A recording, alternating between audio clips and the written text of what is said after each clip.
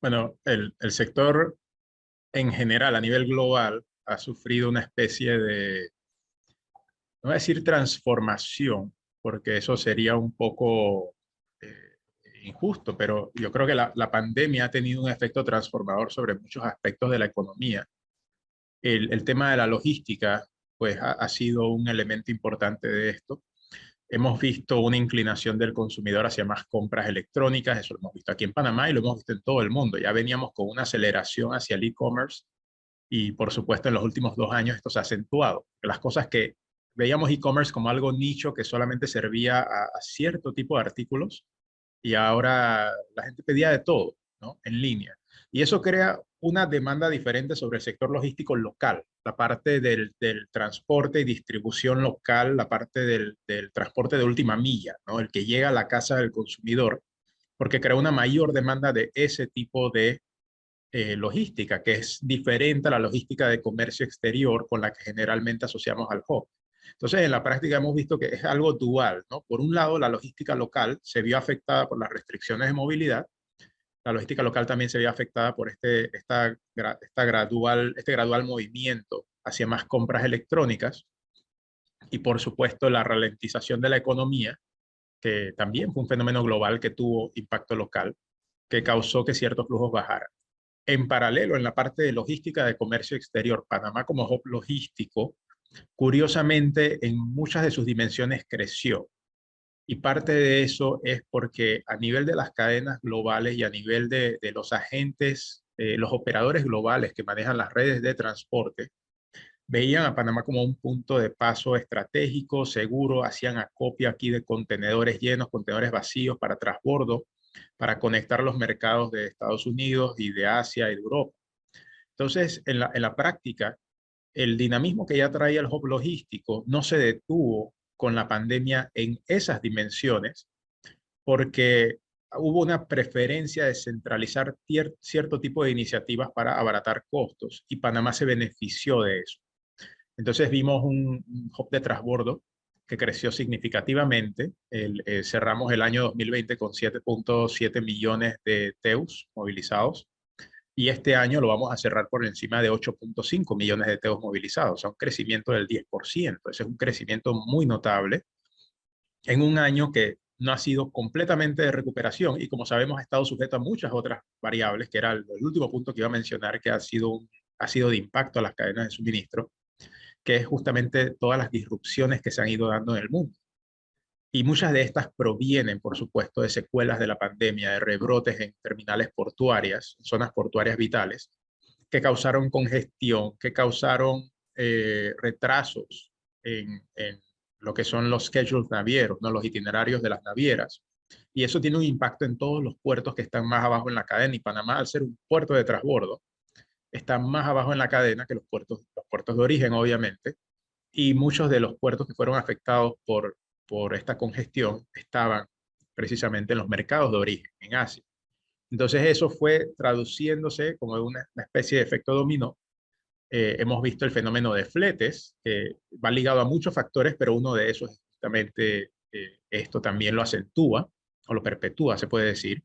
Pero en gran parte lo que sí hemos notado, tanto a nivel local como a nivel internacional, que se ha expuesto un poco la fragilidad de algunos componentes de los sistemas logísticos, ¿no? Como una congestión, o sea, una situación local en un puerto relacionada a la pandemia prácticamente tuvo un impacto global, como un buque atravesado en Suez tuvo a todo el mundo en vilo para saber qué era lo que iba a suceder. O sea, hemos notado de que hay ciertos elementos del sistema que siguen siendo vulnerables a disrupciones.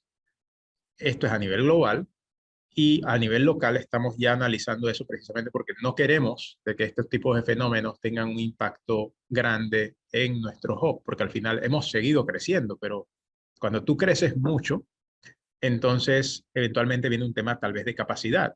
Ahí debemos de comenzar a pensar si tenemos que expandir capacidad o hacer inversiones adicionales para poder atender esta nueva demanda y también cómo podemos hacer para retener la demanda nueva que se generó. Si hemos crecido, es porque existe un mercado ahí para lo que ofrece Panamá pero a la vez debemos estar claros de que tenemos que mantener ese mercado, manteniéndonos competitivos respecto a aquellos países que nos rodean, que están desarrollando sus propias infraestructuras.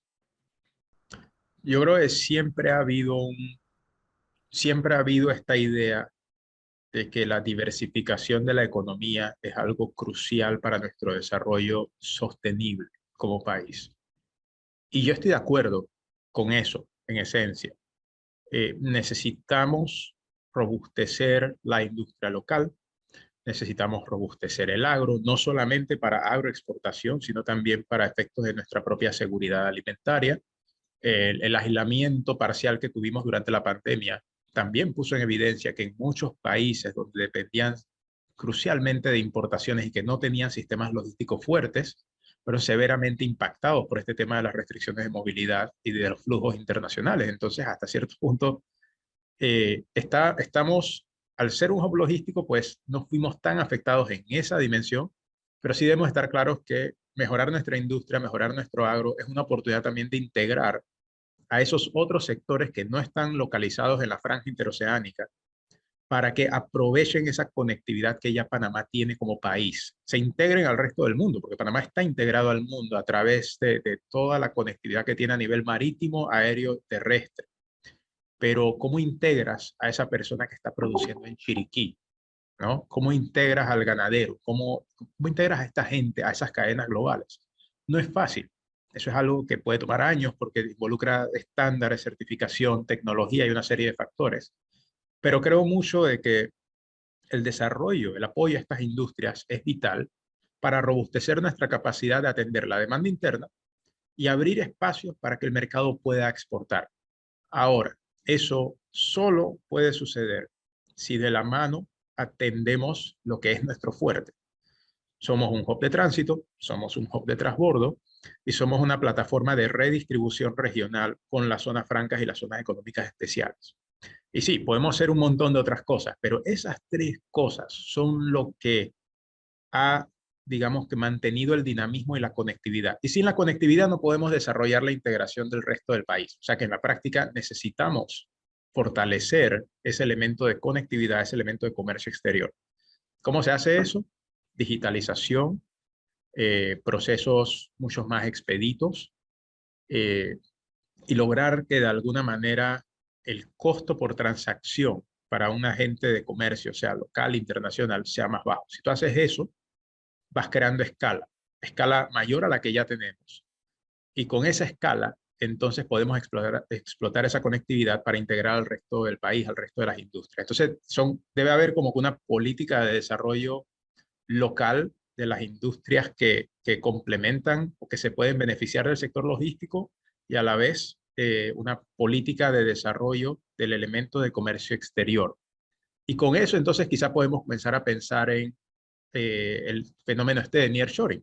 Todo el mundo habla de nearshoring, en Estados Unidos habla de friendshoring, porque lo ven desde la perspectiva de países amigos, pero en la práctica traer manufactura, mover manufactura desde países de bajo costo, en Asia, por ejemplo, hacia América Latina, no es fácil.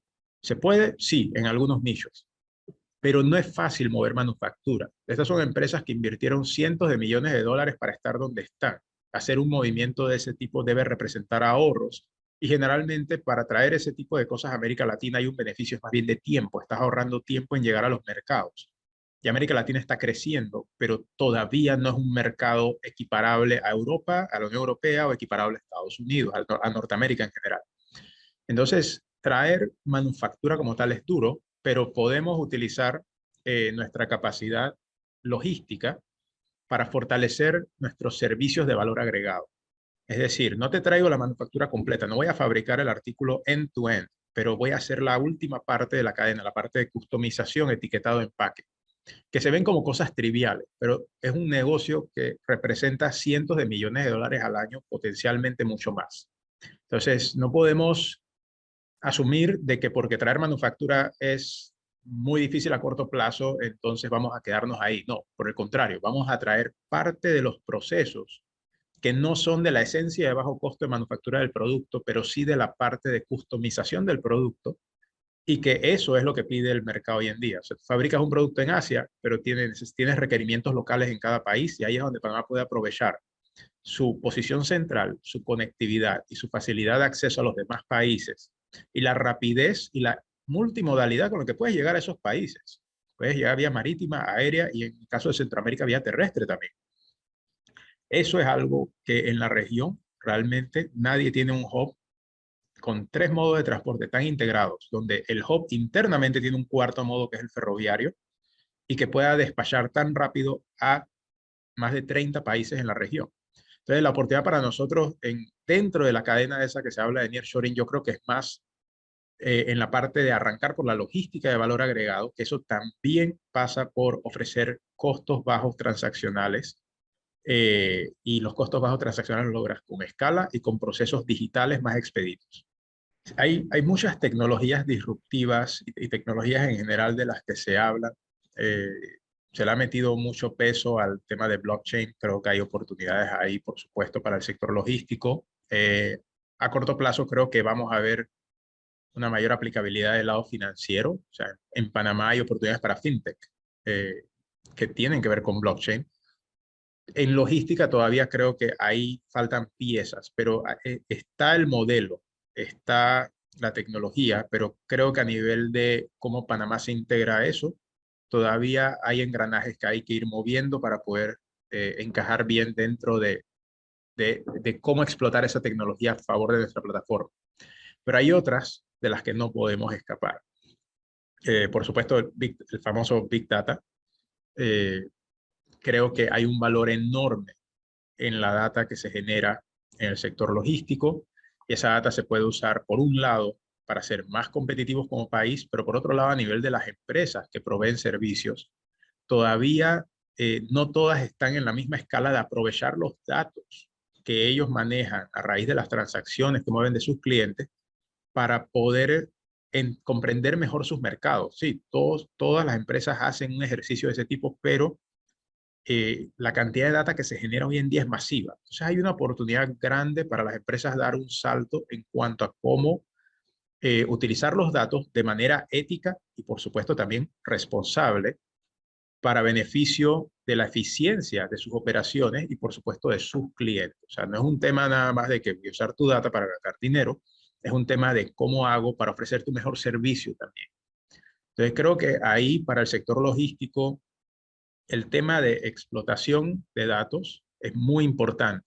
La generación de datos ya está, en gran parte ya está, porque mucha data ya se genera, ¿no? Desde cada uno de nosotros, cada camión que tiene GPS, se genera una gran cantidad de data, pero todavía hay una pequeña, no está completamente asociado desde la captura de datos hasta el procesamiento de datos, hasta el análisis de datos, y entonces transformar ese análisis de datos en una inteligencia competitiva.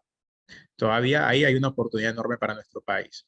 Y relacionado al tema de datos, hay elementos como inteligencia artificial, analítica predictiva, que todavía, que ya se está aplicando en muchos componentes de la industria, ya se utilizan este tipo de cosas. Y lo hemos visto durante la pandemia, cómo se ha hablado mucho de cómo se puede explotar la inteligencia artificial. Y hay proyectos de investigación muy interesantes en Panamá al respecto, pero pienso que todavía en el sector logístico no hemos llegado a explotarlo por completo. Donde más lo hemos visto es en la logística de última milla y en movilidad pública, donde el elemento ese el elemento ese de aprendizaje autónomo, ¿no? Y también de inteligencia artificial tiene una aplicación inmediata por la naturaleza recurrente y operativa de los servicios. Pero en el caso de la logística de comercio exterior, todavía no lo hemos visto tan explotado. Hay oportunidades también en otras vertientes, pero yo creo que quizás la palabra grande que más le preocupa a la mayoría de la gente es automatización, porque la automatización realmente no lo veo como un proyecto, yo lo veo como un programa, se puede decir, porque explota todas las demás tecnologías a fin de lograr que ciertas cosas se puedan hacer de manera automática por la predictibilidad de esas tareas. Y las tareas que ya eran predecibles se pueden automatizar fácilmente. Cuando usted va a una página web, muchas veces no conversa con una persona, le sale como que fuera una persona, pero en realidad no está conversando con una persona. Esa es inteligencia artificial funcionando al servicio de automatizar una tarea que es altamente repetitiva. Sin embargo, generalmente hay partes de la tarea que la tecnología no puede hacer y entra el elemento humano. Por eso decía que la automatización es como esa palabra que es grande, enorme, que pesa en nuestras espaldas ahora mismo, porque por un lado está el tema de generación de empleo, ¿no? La logística como un gran generador de empleo, pero por otro lado, y la necesidad de digitalizar procesos para hacerlos más económicos y hacer al país más competitivo. Y esas dos cosas a veces suenan como que están en contraposición. Yo creo que no están completamente en contraposición, porque ya no necesitarías a una persona para hacer esa tarea repetitiva, pero sí necesitas gente, probablemente mejor remunerada, para poder dar seguimiento, analizar esos procesos y continuamente mejorarlos. Necesitas programadores para generar esas tecnologías.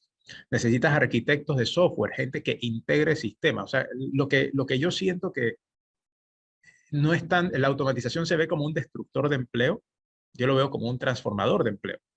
Cierra algunas puertas, pero va abriendo otras. Y el tema de que en Panamá tradicionalmente somos importadores de tecnología. Entonces, si algo se hace a mano, lo hacemos aquí. Pero cuando algo tiene una tecnología, podemos traer la tecnología de afuera y la implementamos. Eso no genera tantos empleos. Pero si creamos las capacidades internas para crear empresas de tecnología aquí mismo en Panamá que sirvan al sector logístico y, ¿por qué no, al sector financiero, por ejemplo, que tiene mucha complementariedad con el sector logístico, porque es parte de nuestra plataforma de servicios?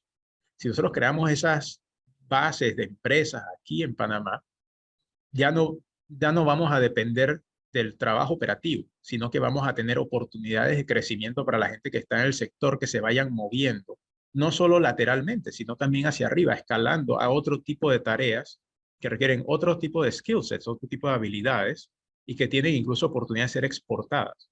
O sea, aquí vemos muchas empresas de Holanda y de Singapur por todas partes del mundo vendiendo sus herramientas tecnológicas. Esos son países que combinados ni siquiera es la décima parte de la población de Estados Unidos, pero son potencias en cuanto a tecnología. Entonces, el tema de que el tamaño del país, no, el tamaño del país es una excusa. Si tú tienes una buena base educativa, buen talento humano, que lo tenemos, y creas las oportunidades para que estas personas tengan una formación académica y sobre todo la oportunidad de un ecosistema saludable de empresas innovadoras, de incubadoras y demás, entonces nosotros podemos convertirnos, en cierta manera, en un proveedor de otro tipo de servicios logísticos al mundo. Ya no sería solamente la logística de te muevo el contenedor, sino te creo conocimiento, te creo tecnología y la exporto. Entonces yo creo que donde Panamá está preparado para la evolución del sector. Mi preocupación principal como investigador, como académico, es que siento que todavía estamos unos cuantos pasos atrás en la parte de fortalecimiento de las capacidades tecnológicas de nuestro recurso humano para que cuando se dé esa transición no tengamos que recurrir afuera a importar tanto talento, sino que ya tendríamos una base aquí. Y no hay que mirar muy lejos. Hay países en la región que han hecho muy bien ese trabajo y que creo que eso les da una buena capacidad de ir asimilando esa automatización, porque esa gente pueden moverse a otros empleos. Cuando se destruye el rol este en una fábrica, se pueden mover a ser el controlador del equipo que trabaja automatizado, que trabaja en esa fábrica.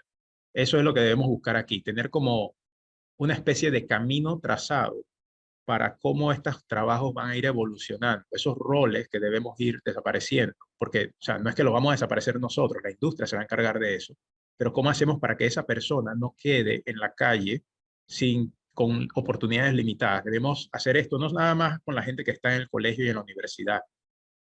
Tenemos que pensar un poco en la gente que estamos en los 35 a los 45 años, que no somos nativos digitales, no nacimos con un teléfono en la mano, aunque ahora creo que vivimos con uno siempre en la mano, pero no nacimos con un teléfono en la mano.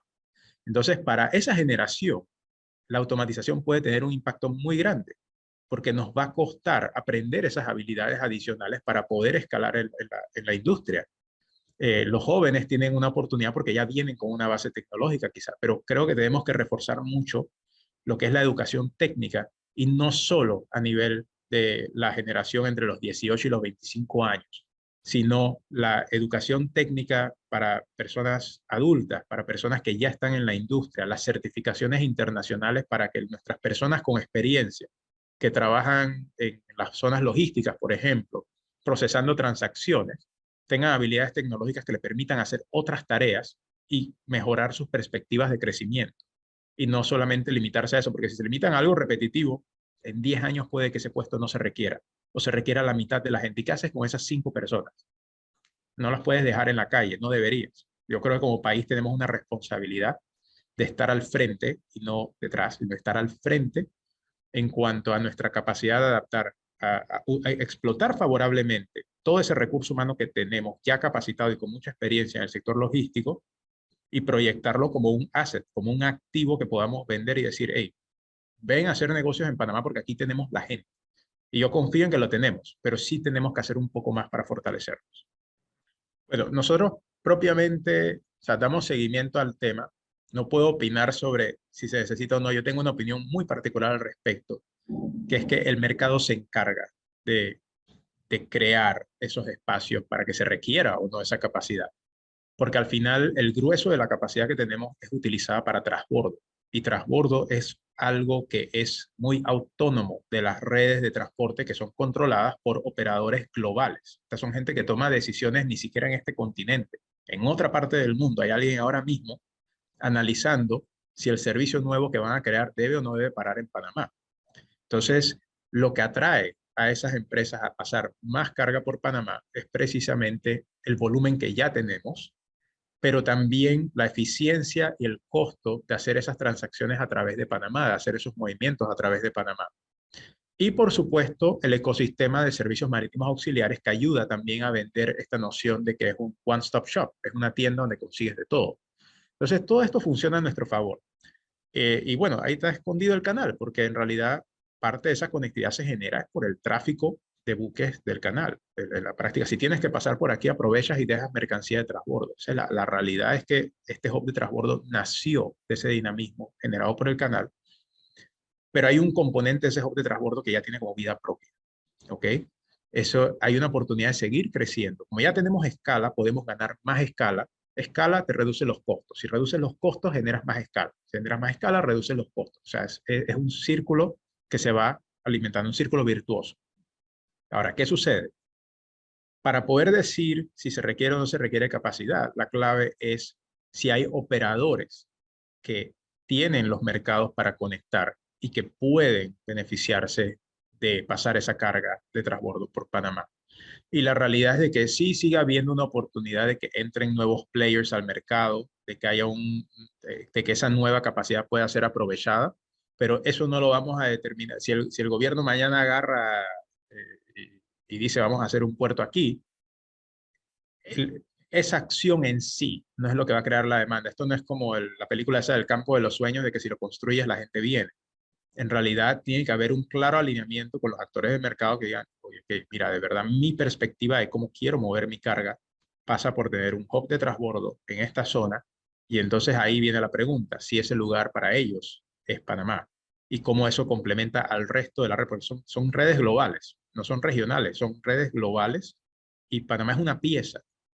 Entonces, yo creo que lo que nosotros debemos hacer es crear las condiciones competitivas adecuadas, simplificación y digitalización de procesos, agilización de todo tipo de transacciones, que todos los pagos sean en línea, o sea, todas estas pequeñas cosas que parecen periferales, pero que en realidad eso es lo que hace que una naviera diga, ok, aquí yo puedo aprovechar esta oportunidad y yo puedo mover cierta carga que tengo reposicionada en otros hubs de transbordo hacia Panamá. Ahí es donde está la oportunidad. Y entonces el mercado, o sea, uno crea las condiciones para que el mercado pueda ver a Panamá como favorable y entonces se crea ese espacio en el mercado. No hay los números en general dicen que con Panamá está creciendo, pues eventualmente pues puede seguir creciendo así. Y yo confío de que de aquí a 3 años podríamos estar moviendo 10 millones de teus. Yo puedo ser claro en eso. Yo creo que podríamos estar moviendo 10 millones de teus. Y quizá algo más de capacidad nos ayudaría. Pero no lo vamos a hacer si deterioramos las condiciones de mercado. Deterioramos las condiciones de mercado, podemos perder 1 millón de teus. Es así de simple, porque es transbordo. Y transbordo hasta cierto punto, es frágil a eso, a los costos y a la confiabilidad. Mientras mantengamos los costos bajos, la confiabilidad alta y tengamos procesos ágiles, el mercado va a seguir creciendo y entonces con ese mercado en crecimiento sí podríamos decir con certeza de que se requiere más capacidad. Yo siendo colonense, siempre he pensado de que es un hub por excelencia que demuestra eso. Tenemos 3 terminales allá de clase mundial y podríamos incluso tener una cuarta que se inició y bueno, ya no está esa concesión ahí, pero se inició.